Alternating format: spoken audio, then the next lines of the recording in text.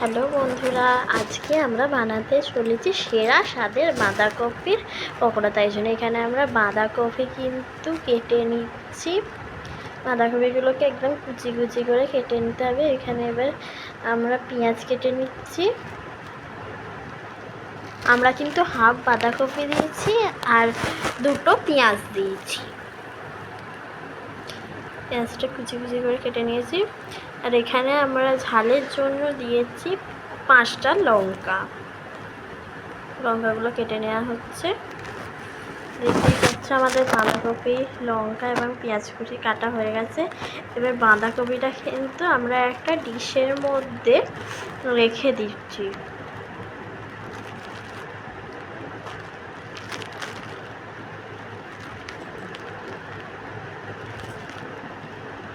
এবার এর মধ্যে দিয়ে দেব নুন।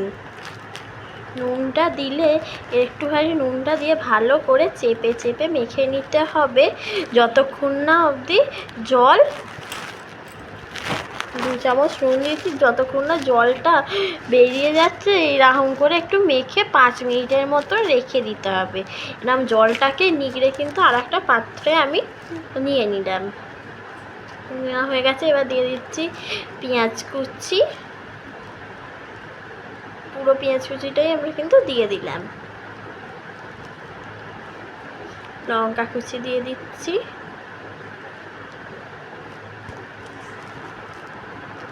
এবার দিয়ে দিচ্ছি 4 চামচ বেসন।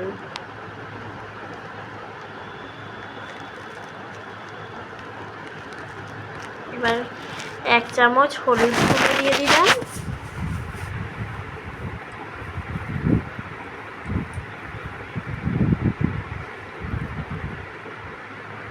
দিলাম লঙ্কা গুঁড়ো।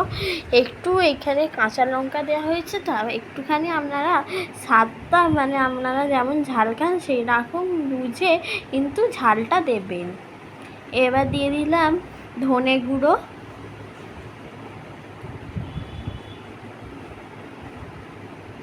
জিরে গুঁড়ো দিয়ে দিলাম। দিয়ে এইগুলোকে ভালো করে আমরা কিন্তু একটা চামচের সাহায্যে মিশিয়ে নিচ্ছি। এটাকে একটু ভালো করে মিশিয়ে নিলাম। এরপর দিয়ে দেবো অল্প করে জল। জল দিয়েও কিন্তু এইটা ভালো করে মিশিয়ে নিতে হবে। এখানে কিন্তু আমরা আগুনটা জ্বেলে নিয়েছি। এবার ফ্রাইং প্যানটা বসিয়ে দিলাম, একটু এটা গরম হয়ে যায়। তারপর আমরা দিয়ে দিলাম রাইস ব্র্যান্ড অয়েল। তেলটাও গরম হতে দিতে হবে। এটা আমাদের গরম হয়ে গেছে। আমরা এক এক করে কিন্তু এই বাঁধাকপির পকোড়াগুলো ছেড়ে দিচ্ছি।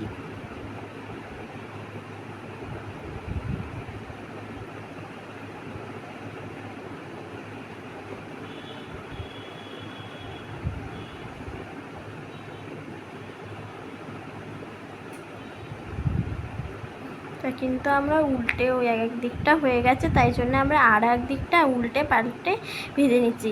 ঠিক এইরকম গোল্ডেন কালার যাতে আসে তারপরে কিন্তু আপনারা তুলবেন। গোল্ডেন কালার এসে গেলে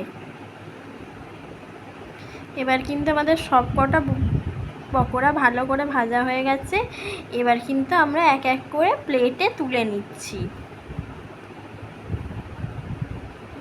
প্লেটে আমাদের তোলা হয়ে গেছে। তোমরা দেখতেই পাচ্ছ আমরা সার্ভ করে দিয়েছি, কতটা সুন্দর দেখতে লাগে। তোমরাও কিন্তু প্লিজ একবার না একবার এটা ট্রাই করে দেখো। ভালো লাগলে লাইক, শেয়ার এবং সাবস্ক্রাইব করে দিতে ভুলো না। বাই।